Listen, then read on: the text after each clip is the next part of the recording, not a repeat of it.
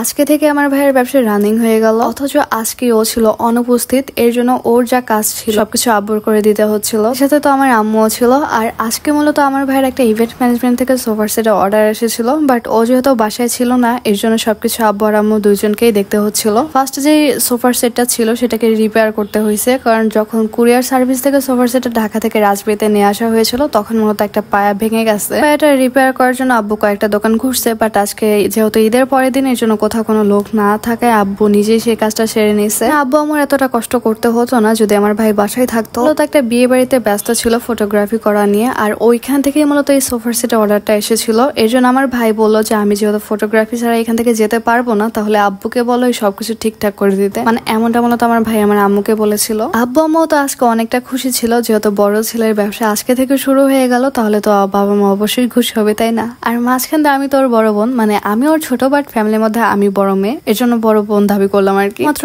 এই সোফার সেট গুলো কেনার জন্য আমার ভাইয়ের যে কত ঘুরতে হয়েছে, আমাদেরও তো অনেক জায়গায় যেতে হয়েছে, বাট কোনো জায়গায় কোনো কিছুই হচ্ছিল না। এট লাস্ট ও যখন ঢাকায় গিয়েছিল সেইখান থেকে ও অর্ডার করে নিজের ইচ্ছা মতো পছন্দ করে তারপরে সোফার সেটটা বানিয়েছে, আর তারপরে সেটা ঢাকা থেকে রাজবাড়িতে নিয়ে আসছে কুরিয়ার সার্ভিসের মাধ্যমে। বাট সেখানেও তো ওর একটা পায়া ভেঙে ফেলছে। যাই হোক, সবকিছু বাদ দিয়ে আজকে যেহেতু এটা এক জায়গায় যাচ্ছে, সো আলহামদুলিল্লাহ সবকিছু ঠিকঠাক ভাবে হচ্ছে। দেখো কারণ আমার ছোট যে ভাই ছিল ও কিন্তু নিচে চলে আসছে। ভাইয়ের কাজে ছোট ভাই দখল করবে না তা কি হয়? এর জন্য আমার ছোট ভাই মূলত আমার বড় ভাইয়ের কাজের এখানে চলে আসছে। যাই হোক, এদিক দিয়ে আব্বু আম্মু তো অনেকটা খাটাখাটনি করতেছিল এই সোফাগুলো এই দোকান থেকে বের করে তারপরে সেগুলো ভ্যানের উপর রাখা।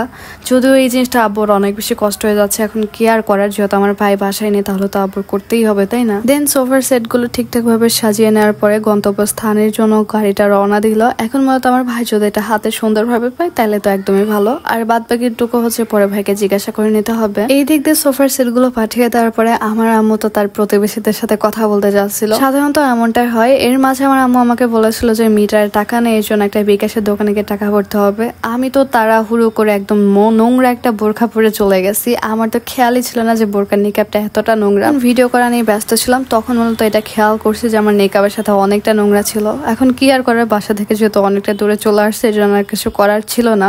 অপরদিকে আমি তো জুতা ছাড়াও চলে আসছি, বাসার যে জুতা ছিল আমি সেটা পরে চলে আসছি। আমার ভাই যদি বাসায় থাকতো তাহলে কিন্তু এখন আমার এত দূরে যেতে হতো না, বিকাশের দোকানে যেতে হতো না। বাট কি আর করার, এখন বাসায় যেহেতু অনেকগুলো ভাড়াটি আছে তাদের তো কারেন্ট লাগে, তাই না? এই জন্য হচ্ছে আম্মা আমাকে ইমার্জেন্সি ভাবে বিকাশের দোকানে যেতে বলছে। বিকাশের দোকানে গিয়েছিলাম ঠিকই, বাট আমার কিন্তু খুবই লজ্জা লাগতেছিল, কারণ আমার বোরখাও যেমন নোংরা ছিল, নিকাবটাও তেমন নোংরা ছিল। সব থেকে বড় কথা হচ্ছে এটা আমি ওয়াশিং মেশিন থেকে তুলে সোজা পরে ফেলছি, বাট আমার এটা মাথায় একদমই ছিল না, আমার সামনে ওইটাই চোখে পড়ছে, এই জন্য আমি ওইটাই পরে নিয়েছি। আমি যখন বাসা থেকে আবার ব্যাক করতেছিলাম তখন দেখি আকাশে অনেক বেশি মেঘ, মানে কিছুক্ষণের মধ্যে আবার বৃষ্টি পড়বে।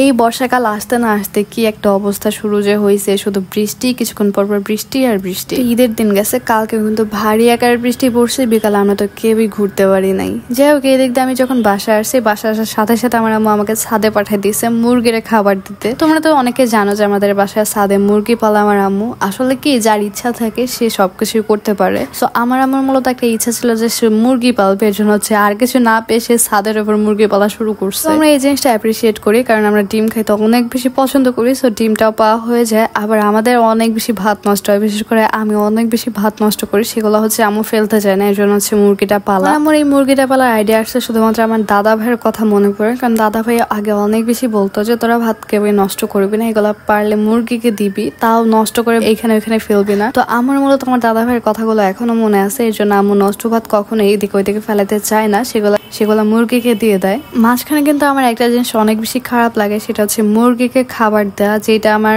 আম্মু খুবই কম করতে দেয় আমাদের। আম্মু এটা বেশিরভাগ করে, বাট আমাদের যখন মাঝে মধ্যে পাঠায় তখনও তো এগুলো করতে ইচ্ছা করে না, কারণ ভাই আমরা ডিম খাই ঠিক আছে, বাট মুরগিরে খাবার দিতে কেন যেন একটু অন্যরকম লাগে।